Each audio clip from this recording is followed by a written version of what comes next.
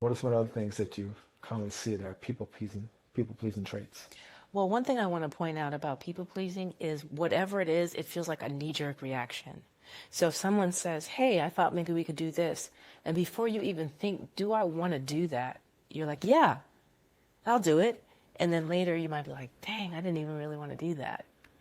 But you don't give yourself space to think about it. You don't even allow the possibility that there could be another truth for you. And what if I say it? Oh no, then they may not like me. So that's a big part of people pleasing.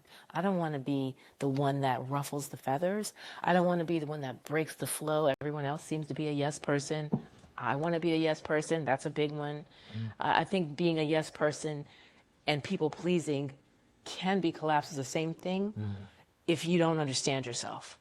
I think a lot of times you have that personality trait where you always want to be the nice person and you never want to confront the issue. There's people that go their whole life. You see parents that they don't confront the issue. For the kids, never. They're just not want to be that one that confronts the issue because in their mind they perceived confrontation as something wrong or something bad. Yes. Yeah. So that's a great sign of people pleasing too when you're not willing to confront the issue. Yes, absolutely. And I would say there's also often a sense of responsibility for being the glue.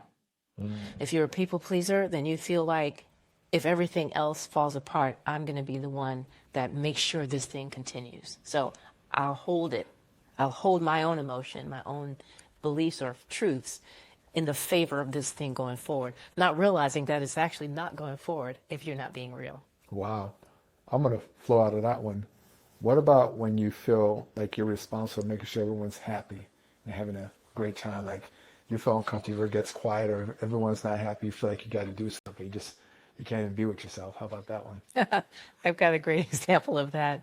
I'm going to keep it neutral. Let's just say you're hosting a teenager's sleepover birthday party. And you have run to the store multiple times. You've gotten everything they've asked. You're there baking the cake, whatever. And they want to go upstairs and watch videos. But I just set the table for you. I just created this whole situation. You just want to be on your phone? Yeah. And then what happens? You're the one in the kitchen feeling lonely and sad and disappointed because you did so much to make them happy only to realize that what they actually wanted was something else. That happens a lot. Wow. That's beautiful. It's a great example. I think a lot of moms deal with it. A lot of parents. I wouldn't say it's just moms. I would say parents, especially at some particular points in a child's development. The toddler phase, when they can speak their truth, but it may not be reality. And again, in the secondary toddler phase, which is around 14 to 16, that's a loose way of putting it, but it just means that while we think the children need less because they're bigger, they actually need a lot more. They need a lot of guidance. They need a lot of affection and attention in different ways. Maybe not how it looked when they were younger, but still that sense of being protected and seen and understood by the parents. Okay. So that can send a lot of parents into a swirl. Okay. I agree. I have a question for you. Yes, ma'am. When you have a client who is exhibiting people-pleasing behavior, how do you coach them through that? Because usually it's pervasive and they're very emotional about it.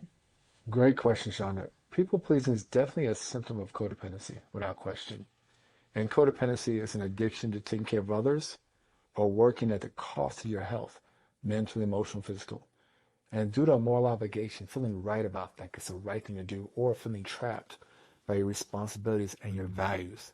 In other words, the way you're raised. Yeah. And so that's why it's a symptom of codependency, people pleasing.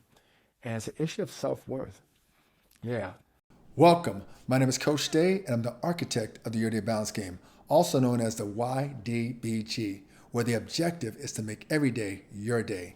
Now, if you really enjoyed that video, then press that button and subscribe, and also hit that notification, because every week we're going to release these videos where you can learn how to go from codependent to true independent, so you start living a life that you're truly worth.